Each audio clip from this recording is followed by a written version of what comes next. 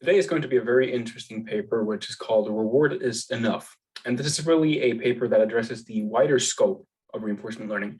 It's not going to be as technical as some of the other papers that we discuss on this channel, but it really encompasses the general idea of what we're trying to do with reinforcement learning and reinforcement learning agents in general, and really gets to the core of the problem we're trying to solve. What they're basically telling, or what their hypothesis is within this paper, is basically that you can derive intelligence, or that intelligence is derived when reinforcement learning agents strive to maximize a set of rewards. That if you are in an environment that is sufficiently complicated and you define some set of rewards, intelligence will come out as a, let's say, sub-component, or as a derivative ability in progression toward that goal. So in order to set the stage basically for the hypothesis, and then also what we're going to talk about going forward, we want to look at some expressions of intelligence that we have as humans, but also that we share with some animals. So some of these would be social intelligence, language, perception, knowledge representation, and so forth. So the intelligence that humans have is really vast, right? It's massive. And there are many subfields within this, and normally they are tackled independently and looked at independently. In fact, there are many scientific fields that devote all their attention to one of these subcategories in particular, and really considers it as its own quantity, right?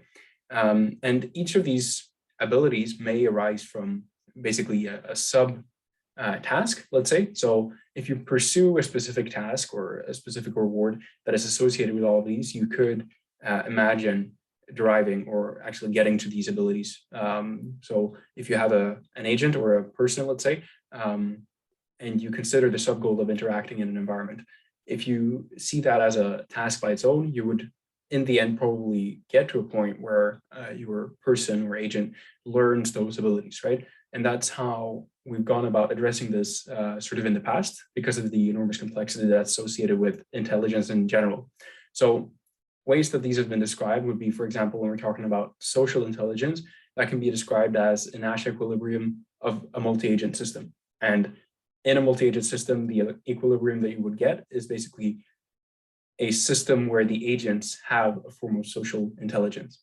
Also, you can do this for many abilities. So if we take language, for example, you would have parsing, part of speech tagging, lexical analysis, and the interaction of these different ones would then basically be the source of linguistic ability in an agent or a person or an animal or whatever it may be. The hypothesis that this paper put forth is that a generic objective of maximizing reward would be enough to drive the behavior that exhibits most, if not all, abilities that are studied in natural and artificial intelligence. So this is a very strong claim, right? They're saying basically that all of these subfields are derivatives of a bigger whole or a wider goal. And in pursuit of that goal, all of these subfields come out. So they're not in some way predetermined from the start, and there are no preconditions that basically claim that these should be in place, but rather just in pursuit of a bigger goal, these will naturally fall out as a consequence. That is what they're arguing. And they're giving a couple of illustrative examples for this. So on the top here, we can basically see a squirrel in its natural habitat, and then also a cleaning robot down here. And if we start with the squirrel, basically what they're saying is, in a simplistic way, you could say that the squirrel tries to maximize the amount of nuts it gets. It's more complicated than that, of course. It tries to maximize reproduction and so forth. But if we simplify it a little bit, just to make the objective very tangible, you could express, a more nuanced objective that encompasses everything that a squirrel might care about. But if we just take nuts as an example now, you would basically have this one very simple goal, but it would lead to a lot of complex behaviors. So your squirrel would basically learn to go and fetch nuts. It would basically collect them and then bury them to ensure that no other squirrels come and take them. And if you consider a system like this that gets to evolve for a long period of time, you would basically have an equilibrium at a state where squirrels are very similar to what they are today. At least that's the hypothesis. So if a squirrel would not learn to bury the nuts, for example, it would be basically exposed to having them stolen by other squirrels. And so the squirrels that learn this behavior are the ones that make it to the next generation. So this is very much aligned with sort of the Darwinian view of evolution. And it basically claims that we have this one very simple reward, and all of these complex behaviors would come as a consequence. Similarly, for a cleaning robot, so the example they bring up in the paper is this robot here that tries to maximize the cleanliness in the kitchen. So it learns to do the dishes, and order pizza. I guess it's a clean option for having the dishes, or well, for minimizing dishes. But anyway, if you consider what these agents would learn as a consequence of having these objectives, you would end up with something like this, where they have some sort of motor control, memory, perception, planning, knowledge, these kinds of abilities associated with intelligence that basically help the agent, achieve its goal, really. That's the bottom line of what we're trying to get to. If you consider a squirrel that is intelligent and that has some sort of perception and can think about what another squirrel might think, for example, and abstract that into some sort of internal framework, it would most likely be more successful than other squirrels. And so what they are doing is that it's in some way inevitable that intelligence will pop out as a consequence of trying to maximize one of these goals. And you can see that the goals here, another very important point they're bringing up, is the goals here are quite different, right? We have a squirrel that tries to maximize the amount of nuts. And as far as an objective goes, that is quite different from maximizing cleanliness on behalf of the robot here. But the outcome that you can see in the graph here is quite similar, right? So you have a big overlap of abilities in the middle here that both of these agents will exhibit. And this is a point that they're driving toward and that we'll come to later as well, that it might be that intelligence is quite robust against the specific kind of reward that you have. So even if the reward changes, intelligence as a construct of its own might tend to evolve regardless of what objective you have. So it might be that, even if the objectives or the circumstances would change quite substantially, intelligence would pop out anyway. And that's a very interesting view. One example that basically highlights this and gives some additional perhaps alignment or supporting evidence for this hypothesis is AlphaZero. So AlphaZero is basically an agent derived by DeepMind that learned to play the game of Go, which is a very complicated game.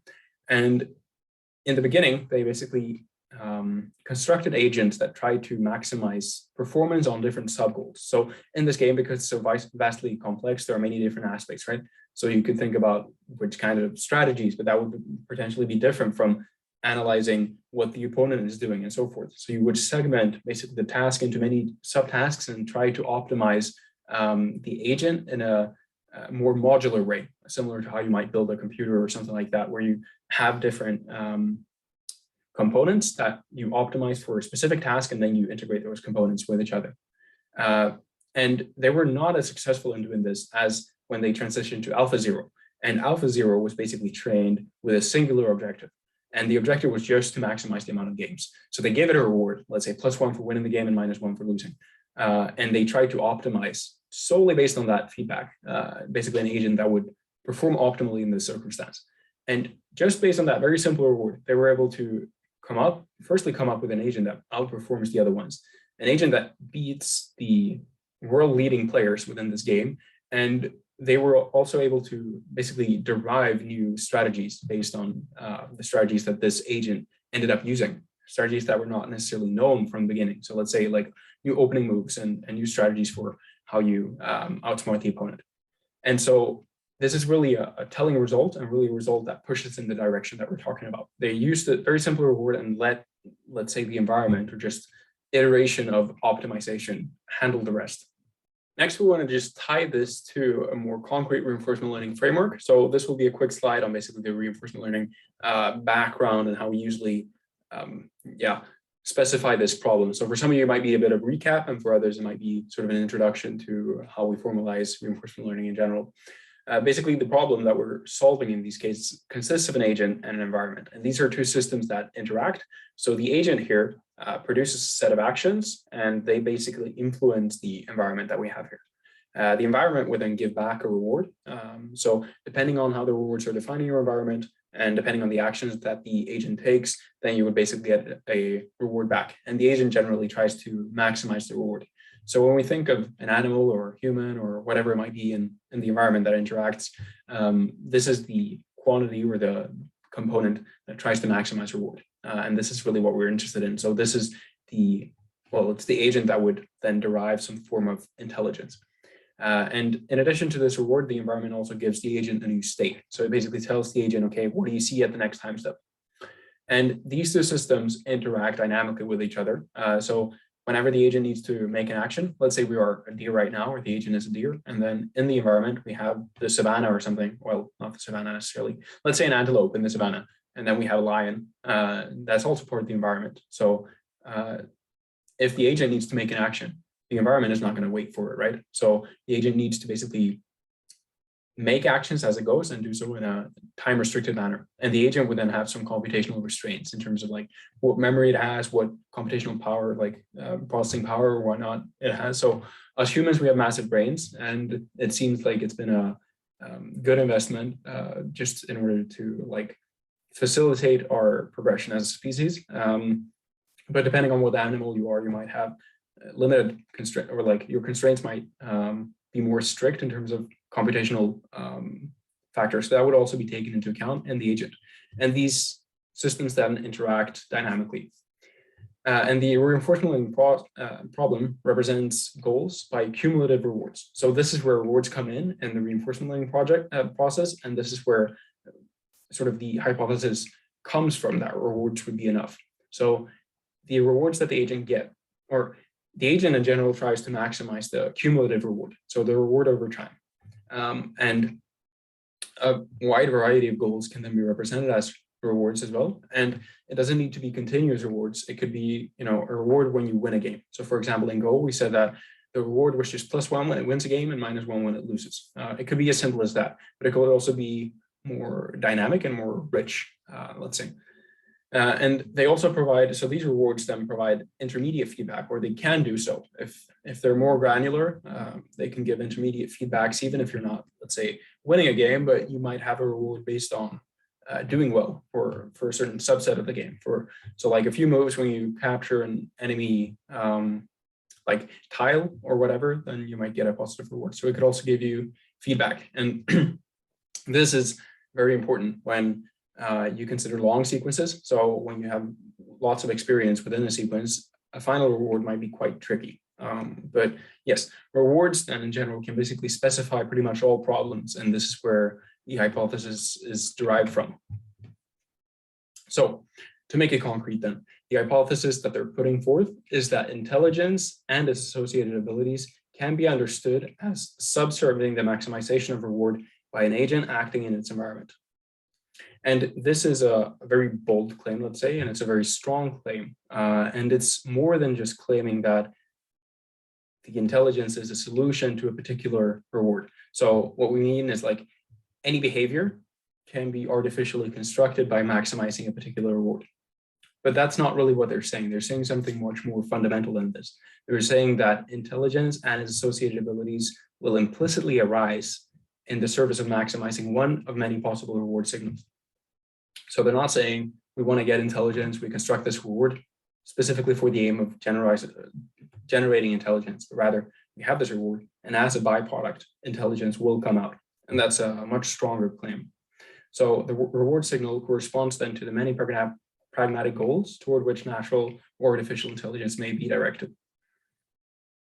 And the other claim they're making is that maximization of other reward signals would also yield abilities of perception, locomotion, manipulation, etc. So the many things that we associated with our human intelligence would also probably arise, even if the goals that we're striving for were a bit different. So, as humans, we have a set of goals. We try to reproduce. We try to not be too hungry. We try to do a lot of things like that to basically facilitate the furthering of our species, if you look at it from the wider perspective.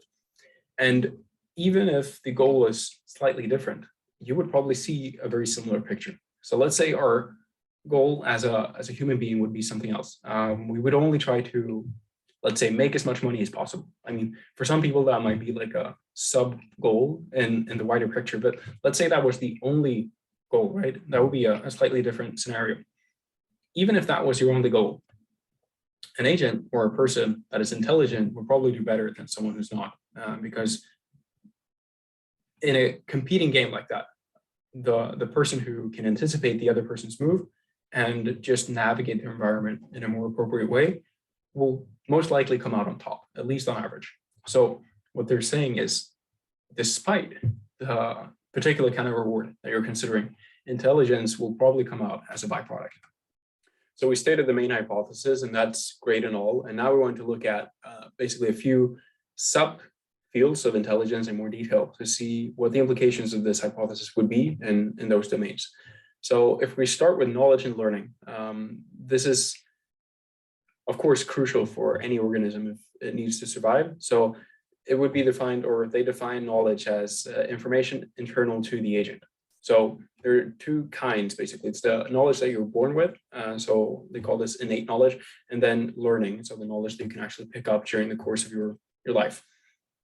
Both of these are crucial. So if you imagine, let's say, an antelope or something being born, you have a picture here of it being chased by a cheetah, and an antelope needs to be able to basically maneuver. So, run, even as it's just being born. And it also needs to understand that this is a predator. So it's never seen this before. It's never seen any antelope deal with a predator like this, but its instinct directly tells it that, okay, this means trouble, right? So you need to get out of here right now. And it's not something that a human infant would necessarily be born with. It will see a big cat, and think it's playtime or whatever. And then it will get eaten. So this is really necessary for some animals, and to some extent for all animals, to have this sort of knowledge. And one interesting thing is with humans who are born with very little of this knowledge upfront. That's basically because our brains are so big that we need to be born without a fully developed brain. So we tend to pick up these sort of things later than many other animals. Nevertheless, in many rich environments, you also require learning, which is a form of acquiring knowledge as you basically progress through time. So if you imagine two humans, one being born in, let's say, a place like this, like the Arctic, and another one being born in the savannah, the amount of experience or the amount of knowledge that they will need to put to use is going to be very different. And if you thirdly consider someone who's into agriculture, let's say, the preconditions and the expectations on that agent are going to be very, very different. And if the environment is sufficiently complex, you can not really acquire the amount of knowledge required just at the time of being born. You need to actually develop that knowledge as you go. So both of these are crucial, and both of them would be optimized for if you have a strong reward signal. So long as these agents that exhibit these abilities would be more successful toward attaining the goal, which they definitely would, then having a single reward signal would optimize for this. And that's exactly what and this sort of behavior is exactly what we would observe as a consequence. The next part of intelligence that we want to take a crack at is language. And language is such an important part of intelligence that it's basically, it's usually considered one of the most important parts of intelligence as is. And we can see that in recent years, NLP success has been achieved by treating language as the optimization of a singular objective. This is very similar to what we saw when we studied Go, for example, that originally you would construct the problem or deconstruct the problem into several sub-problems and try to solve them independently and get some level of success. But that would not be able to compete with basically a singular objective that was just winning or losing the game. Similarly here, we're seeing the same story. So basically predictive modeling of language with a large corpus of data is the method that's commonly approached today. So I have a video on BERT and XLNet, which are two of the most prominent technologies for doing this right now. And in both of those, you train basically your model on a large set of data to just understand what the language, contextual information in the language is.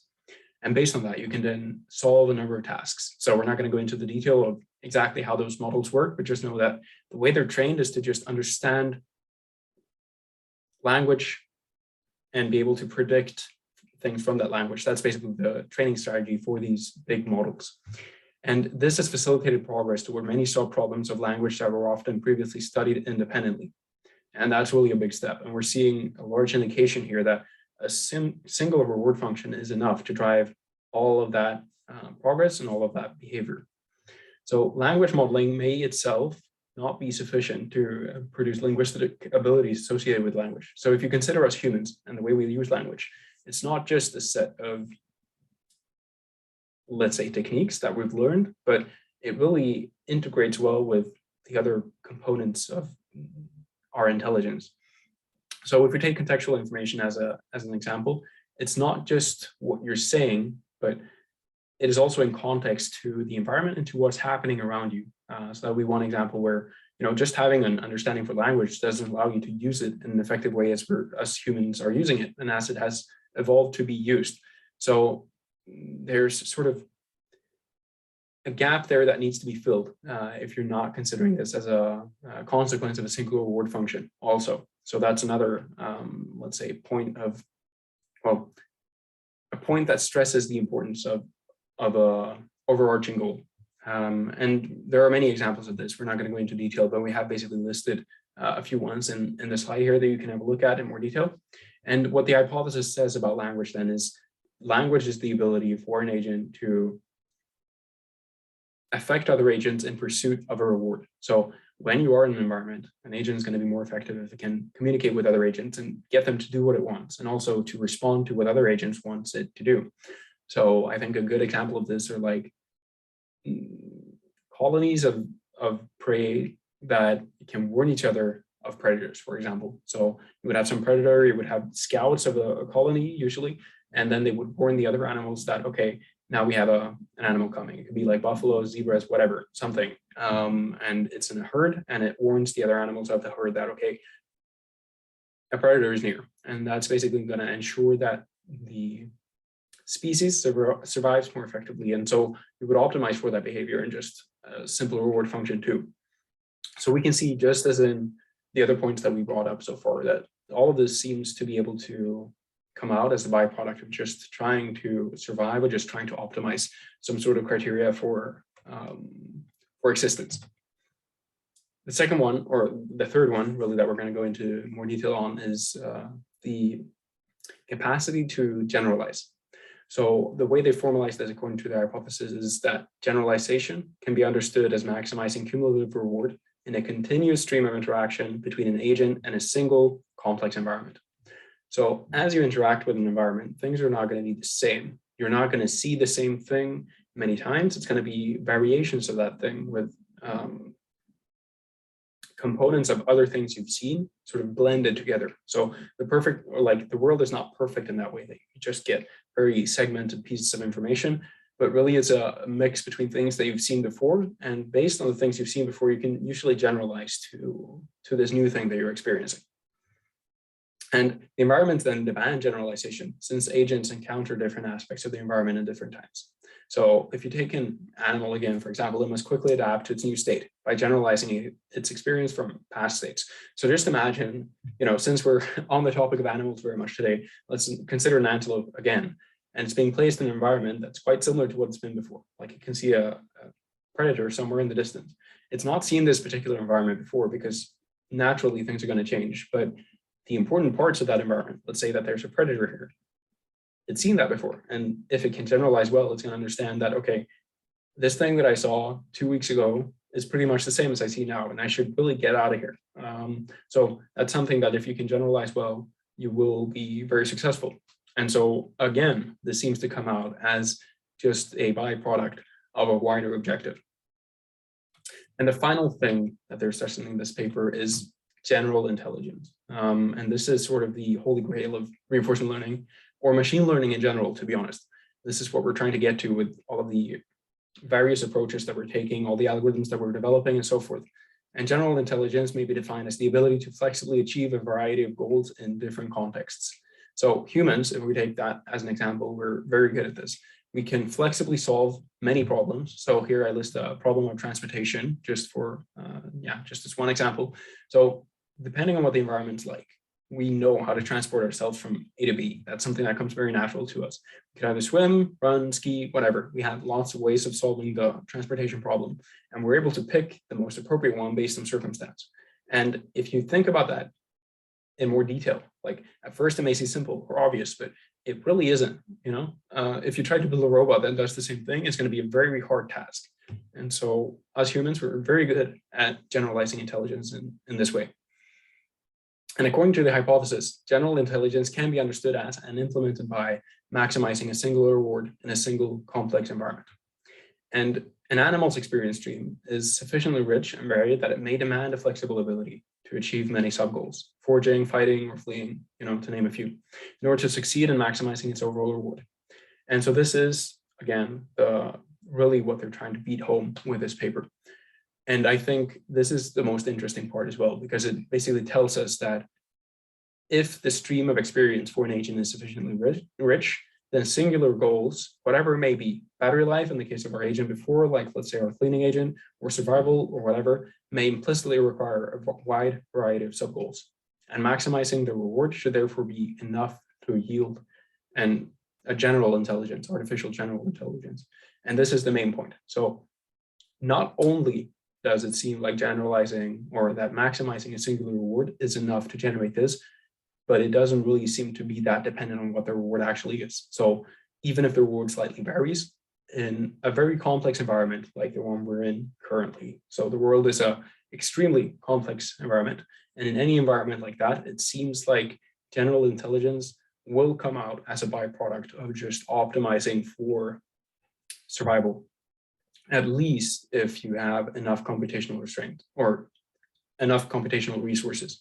So if we take certain animals, they don't seem to have the same level of intelligence as we do, but you can attribute that to them having to compete for resources. So there's not an infinite amount of food, for example, and an agent that needs to eat more or that has a better brain basically needs to eat more. So there's a trade-off there. But in general, if you can solve the problem of resources, then it seems like this will always be a byproduct, which basically means that we will be very much on track for AGI in the upcoming future. If we continue on the same road that we are, I think there are many promising things to come.